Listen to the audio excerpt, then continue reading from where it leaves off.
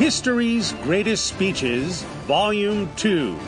Written by Alexander the Great, the Prophet Muhammad, King Charles I, Patrick Henry, Abraham Lincoln, Susan B. Anthony, and W.E.B. Du Bois.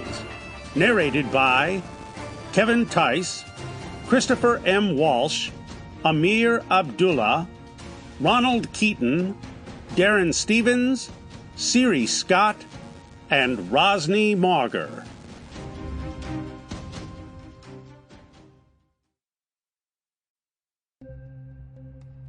Alexander the Great, depart. Alexander III of Macedonia, better known as Alexander the Great, was a legendary king and brilliant military leader. He was born in 356 BC and ascended to the throne of Macedonia in 336 following the assassination of his father, Philip II. Though only 20 years old, Alexander almost immediately embarked on a military campaign to spread his power as far and wide as possible, and in 10 short years managed to conquer almost the entire known civilized world. At his death in Babylon in 323 BC, Alexander's empire stretched from Europe to Asia Minor to the Middle East and Egypt, an almost unthinkable achievement that forever enshrined him as one of the great military leaders of all time. The year before his death, in the summer of 324 BC, a rebellion broke out at Opis, Mesopotamia.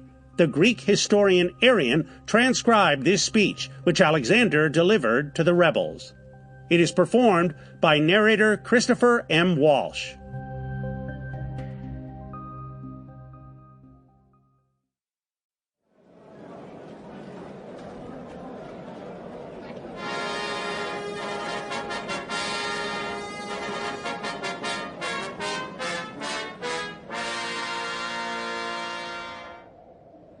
The speech which I am about to deliver will not be for the purpose of checking your start homeward, for so far as I am concerned, you may depart whenever you wish, but for the purpose of making you understand when you take yourselves off what kind of men you have been to us, who have conferred such benefits upon you.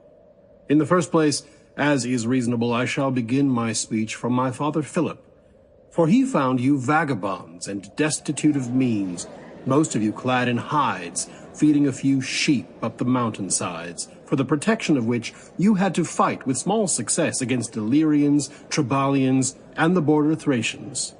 Instead of the hides, he gave you cloaks to wear, and from the mountains he led you down into the plains, and made you capable of fighting the neighboring barbarians, so that you were no longer compelled to preserve yourselves by trusting rather to the inaccessible strongholds than to your own valor.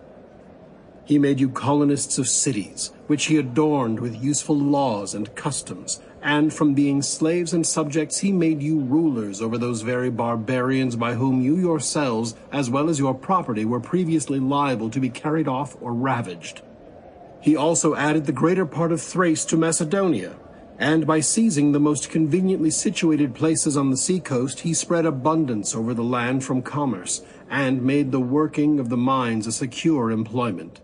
He made you rulers over the Thessalians, of whom you had formerly been in mortal fear, and by humbling the nation of the Phocians, he rendered the avenue into Greece broad and easy for you instead of being narrow and difficult. The Athenians and Thebans, who were always lying in wait to attack Macedonia, he humbled to such a degree, I also then rendering him my personal aid in the campaign, that instead of paying tribute to the former and being vassals to the latter, those states in their turn procure security to themselves by our assistance.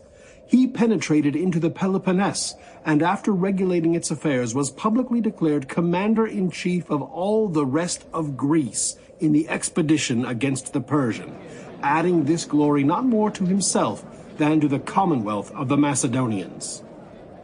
These were the advantages which accrued to you from my father Philip, great indeed if looked at by themselves, but small if compared with those you have obtained from me. For though I inherited from my father only a few gold and silver goblets, and there were not even 60 talents in the treasury, and though I found myself charged with a debt of 500 talents owing by Philip. Sample complete. Ready to continue?